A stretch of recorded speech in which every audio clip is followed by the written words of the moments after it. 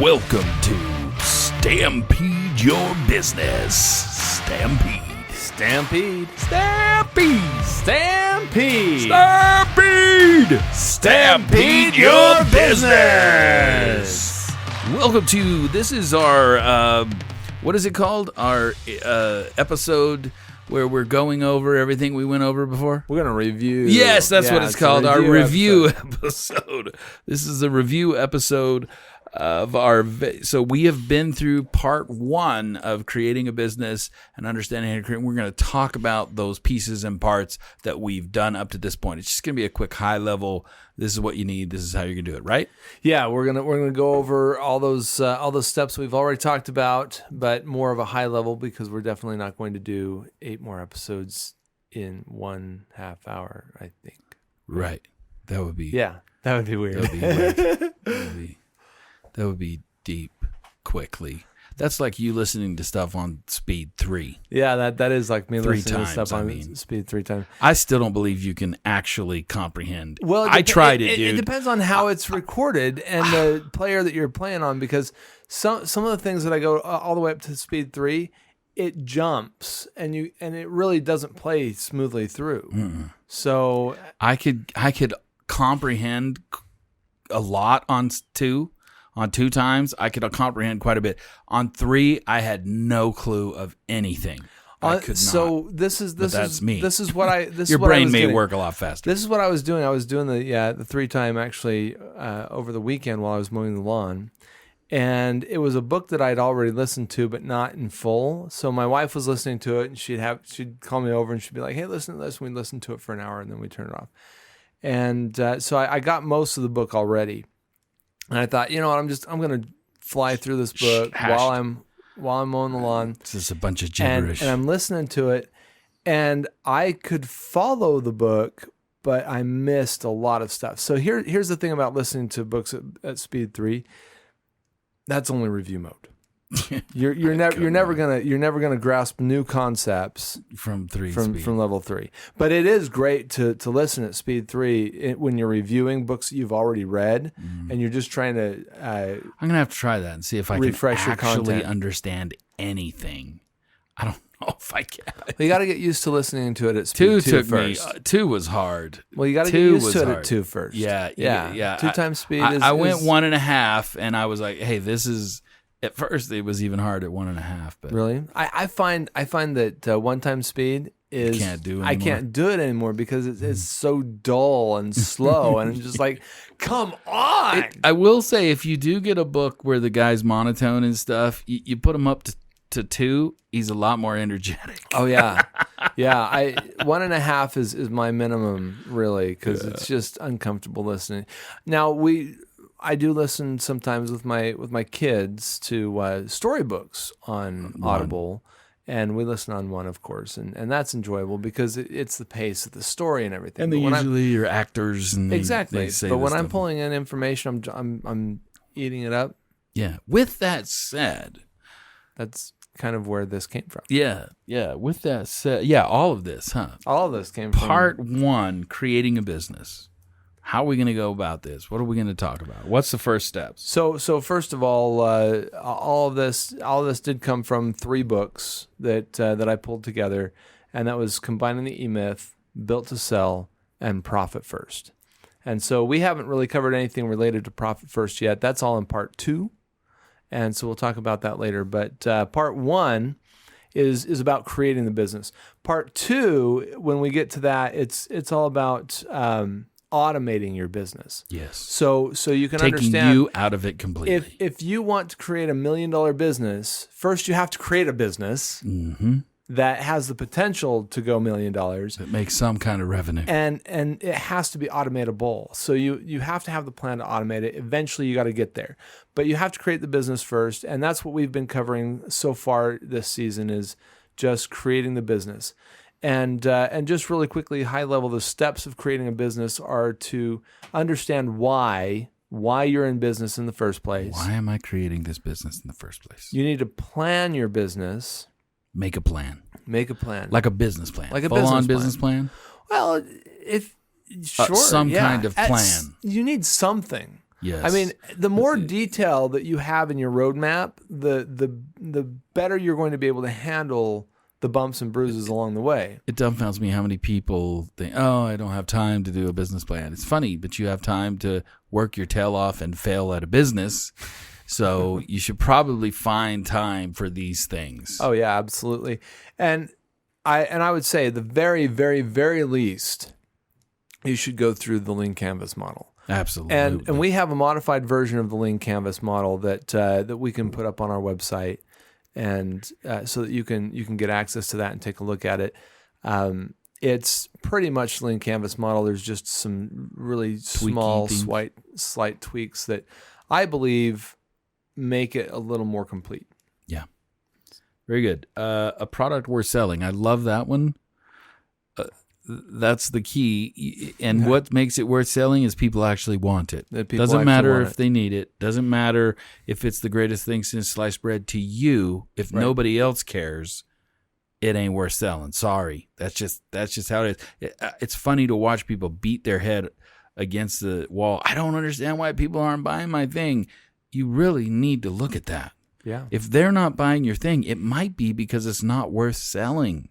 Yeah, it could also be because you're a poor salesman. And that's true. I mean, that goes and back you need to Stampede digital systems. That goes back to planning your business and maybe even your organizational strategy further on. But if you are not a good salesman, you need to have someone on your team that is a good salesman, and that makes all the difference.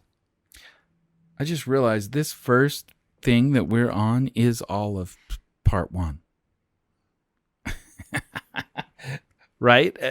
Yeah, I know. But the funny thing is, I see 1, 2, 3, 4, 5, 6 things, but we went through 11 slides because some of these things have more than one slide. Oh yeah, some of these things have more than one slide. Yeah, and we actually did. We also did the product we're selling. We did 2 episodes on that. Of course, I guess on our current list, it's broken into 2 pieces. Spots. Yeah. So we went through 11 slides, but we have a title page. We have this summary page, and we'll get this book outline up there also on our website. Yeah, we'll get that set up for you too, so you can just take a look at the whole thing and figure it out for yourself.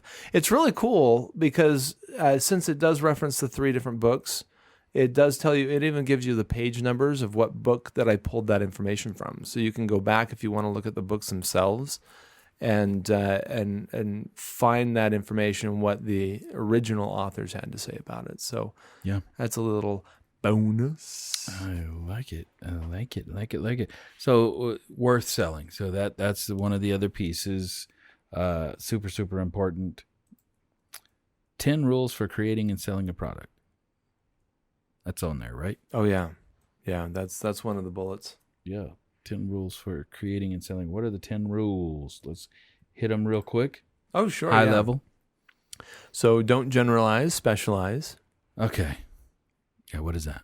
You want to make sure that you're not Too going big. for everything. You're not a jack of all trades. The worst you can do. We use the example of the leaf raker. Right, and then it turns into a roof repairman and ends up losing money. Yep, exactly. Yep. So don't generalize. You want to specialize. You don't want to be the jack of all trades. You don't want to be the general repairman. You want to be the roofer. Focus. Yeah. You want to be the best at whatever it is you do. And boom. And that's what Stampede does. Is we've chosen to be the best at what we do, and we hire out.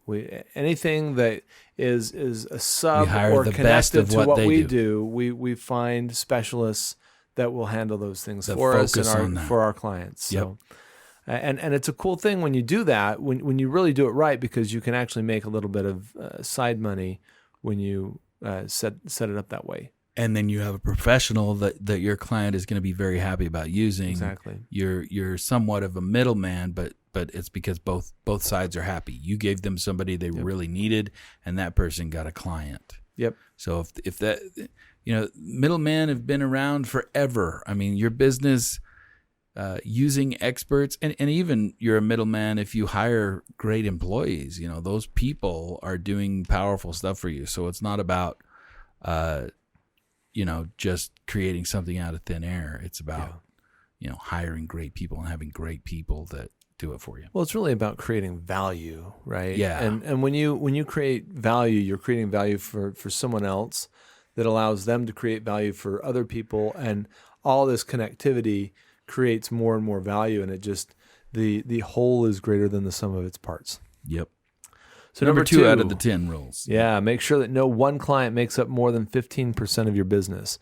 So you don't want to create a job for yourself. You want to create a business, and it's not a business if you are working for one company and doing other side jobs. Yeah. I've known a few guys that had like a fairly successful company that had employees, that had, was actually killing it, was making lots of money, but 75% of his revenue came from one client. And guess what happened?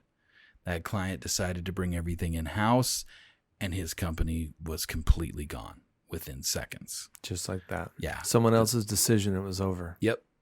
So you guys, Painful. this is important. You cannot. Well, and your business is not worth anything if you have one client that pays most of your revenue. Nobody wants to buy not, that. Yeah, no.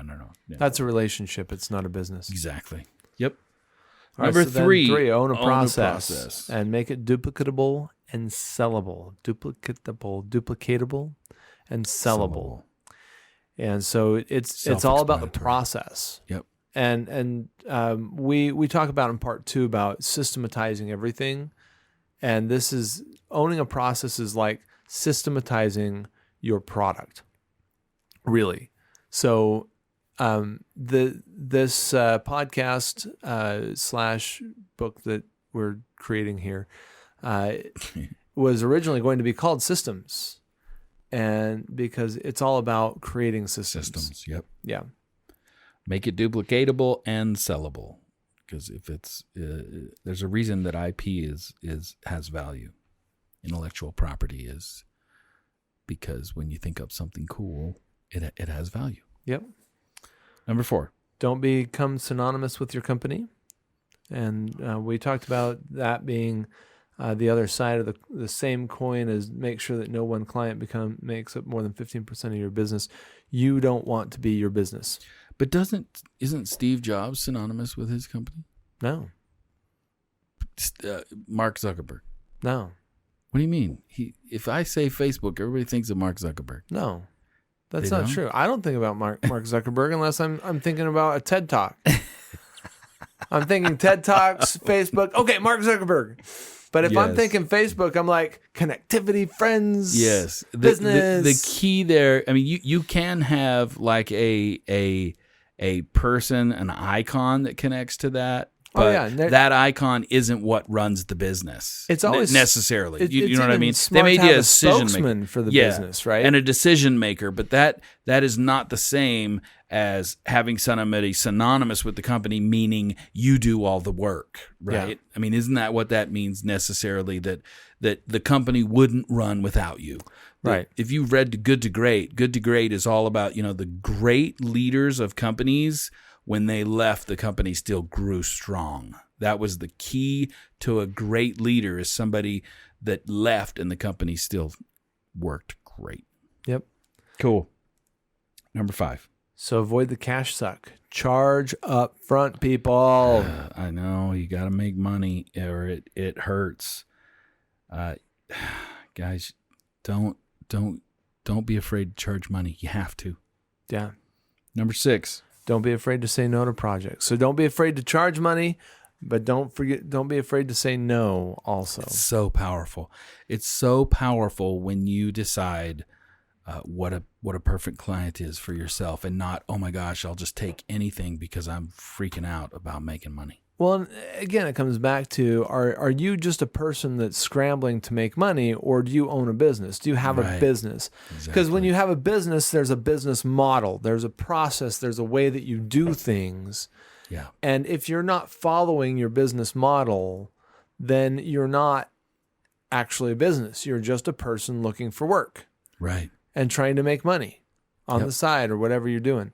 And so when you know your business enough that you can say no to a prospect that does not fit your business model, that's empowering. Absolutely. Love it. Number 7. Figure out how many pipeline Prospects. Figure out how many pipeline prospects lead to sales. That's right. So figure out how many leads you need to make a sale. That's right. So when you and this comes down to systems again, when you have a lead gen system that works and you understand that if I have 100 leads, 10 of those will be clients, you can make a really strong business around that. You really can. And you know, we have Troy in our back pocket. He's way super awesome. And that's the first time that he sat me down to teach me something about business. That was, and every time it seems that's what he talks about is the pipeline. You have to build the pipeline. And the real thing is though is it goes right into step 2 or rule number 8. 2 sales reps are always better than 1. And you really don't have an understanding of the value that your sales reps are providing unless you know how many pipeline prospects lead to sales. And 2 people give you a much cleaner answer to that than 1. That's true because they work slightly different. Yes, and one will be better than the other, and or just different, which causes so 2 not only does more work. We know 2 people can do 3 times as much as 1 person. It's true, but also you can get a better idea of the analytics behind it. More data. Yeah. More data. Yep. Number 9. That is awesome. Number 9, hire people who are good at selling products, not services. So this is what I find really interesting here is in this rules, the 10 rules for creating and selling a product. We are talking a lot about what it takes to sell the product. So we want a product worth selling. And what does it take to make a product worth selling? Well, first of all, you got to have a good product, but that product is still not worth selling if you don't have salespeople to sell it. I mean, really, it doesn't fit into that category because nobody wants it, and someone has to want it. Someone has to want it. Yep. So hire people that are good at selling products and specifically selling products, not services. Because and again, that you can have a service business that you sell as a product. That's the misconception.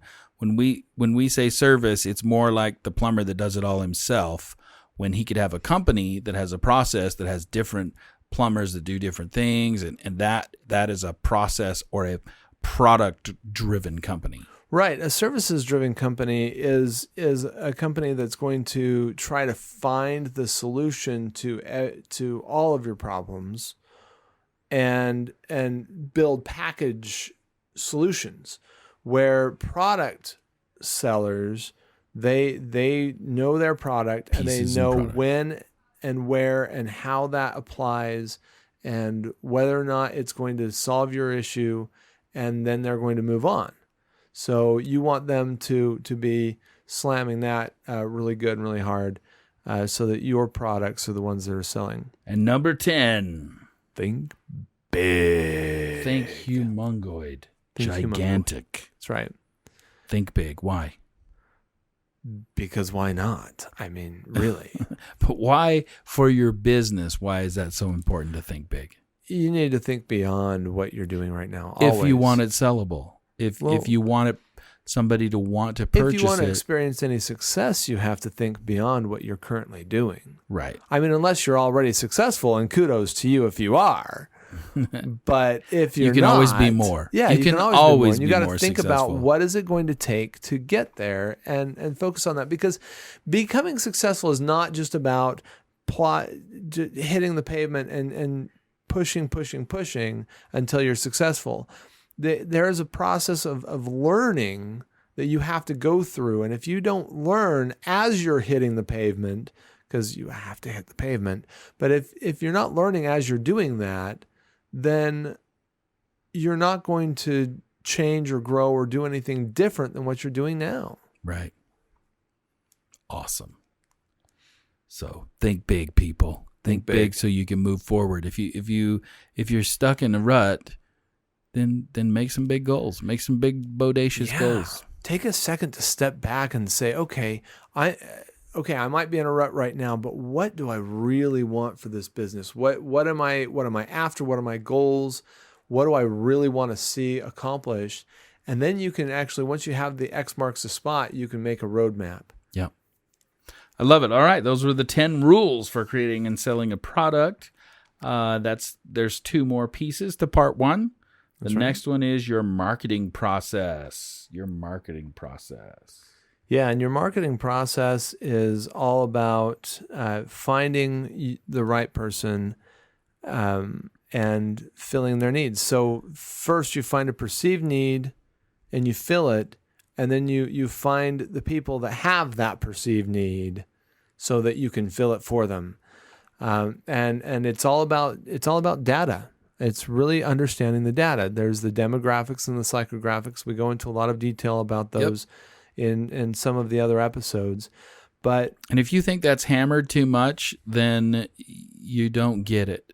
You really need to understand the demographics and psychographics of your potential client or customer. You really have to if you want to actually sell. I can't believe how many people think that my product is so cool, I just need to tell whoever and anybody and they will love this. You will such a hard time. Or if they don't love it, they're going to know someone that's going to love it, and they'll just give me referrals to the end of the world. Yeah, that happens. No, it doesn't. No, it doesn't. No, come on. Come on. I want referrals from my friends, my friends' friends. Once I get to my friends' then I have a real business, right? Yeah, that's right. I think that's how every MLM works. I think you're right. That's exactly until you have no friends left. If you can get past your friends to your friends' friends and your friends' friends, then you've finally started making money. And even with that, I guarantee you have some kind of connection with those people, and that's why you connect with them. And that's, if you understand the demographic and psychographic of those folks, you will have much more success in anything you do. Oh, yeah. Marketing-wise. And all of this comes down to the data.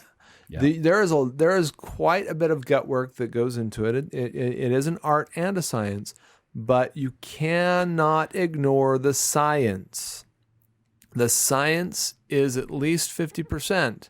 It is a fair portion of doing a proper marketing campaign. And there are things out there that work, that will always work, that will always connect you to potential clients. So, yeah, it takes work. And Stampede, you got to have it. Stampede, we announced when we went over this, we announced that we were going to start our marketing campaign with LinkedIn. Mm-hmm. And that actually molded into something that has been really fun and exciting.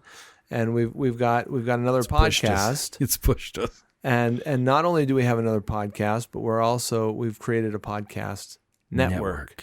So you might have noticed that Stampede Your Business is on the Stampede Networks, and that's the producer of Stampede Your Business. And Stampede No Like Trust and several other podcasts now. So it's a legit network, and we're excited to be a part of it and taking everything to the next level. That's right. All right, marketing. So you got to have it, guys. And the last piece that we went over in this part 1 is your organizational strategy, your organization. What does that look like? Yes, if you do everything, you should still have an org chart that has all of the different jobs and your name under every one of them. That's right. If that's the case. Yeah, and we talked about systematizing your product. We talked about systematizing your marketing, and now we're talking about systematizing your business organization. And at the end of this list, it says, if you don't follow the rules, why should anyone else? The whole point of the organizational strategy is to get things in order, in place, so that you can hire people to replace you. And you don't want to have to hire people that are at your caliber of understanding where you're actually creating stuff, you don't want to hire people to do that because they're expensive. Right. If you created something that works, then make it simple, break it down into a checklist, and hand it to someone that you will train to do your way. Because when you can train someone to do it your way, it's a lot cheaper to find that labor, and it's a lot easier to manage that laborer because they have clear expectations. You have and set clear expectations, and so the communication is actually more open when you have the guidelines of how you should be communicating. Yeah, if you hire an expert that you think, oh, they're going to come in and fix everything, you really should have something already in place, some kind of guideline. Even when you hire the go-getter expert, whatever, the marketing genius, the sales guru, any of those, you should have a system in place already that they can make better. Yeah. That absolutely. they can connect to and grow and pivot and make it even better. But if you don't have anything, then you're at the whim of this person, and that truthfully, it's not the best way to run a business. No, and what worst case scenario, you find an expert that's not really an expert, yeah, and destroys your company. and they destroy your company, especially if we're talking about the financial experts that are not real experts. Or like the E-Myth, you hire somebody that you finally have a respite from all the work, that you let them run and do whatever, and then they leave. And then you don't even know what's going on in your business. You're like, oh, crap, they were everything. But eventually that person is going to realize, hey, I'm doing everything. I'm worth more than this. Yeah. So you got to be the leader in that respect. And you've got to lead by doing yourself. Yep. Wow, part 1. Super cool. We went through it. How many episodes have we gotten under our belt with that? That is 8 episodes. And this is 9 to our going over part 1. Yeah, I believe this is episode number. This is either episode 9 or 8. Yeah, something like that. We don't keep track of episodes. That's for people that care about episode. I'll tell you right now, it's numbers. the 9th episode number 8. If you're really concerned or interested, Right? Yeah, because we did episode 0 when we started. Because we did episode 0. Okay, folks, that's it. That's our review of part 1, the first 8 episodes of Stampede Your Business. We will catch you next time. Stampede. Stampede. Stampede. Stampede. Stampede. Stampede your business.